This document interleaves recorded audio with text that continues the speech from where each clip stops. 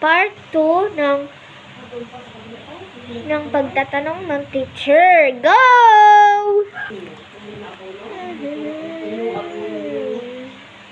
Ay, naku.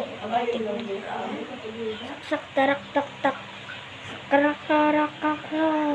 Karak, karak. Kararara. Ay, andyan po pala kayo. Ay, madam. Bakit niyo po kami pinapunta dito? Ay, kailan ko lang naman kayo pinapunta kasi ang ganda ng drawing ng anak mo. Ang ganda. Ang tangos pa ng ilong. Appreciate ko to, be. Ayan, o. Ganda ng kesa sa mga kaklase mo. Tingnan mo naman, o. Bakit dilaw yan, nak?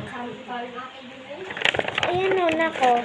Tingnan mo, nako. O, bakit itim yan? Walang ganyan na kulay.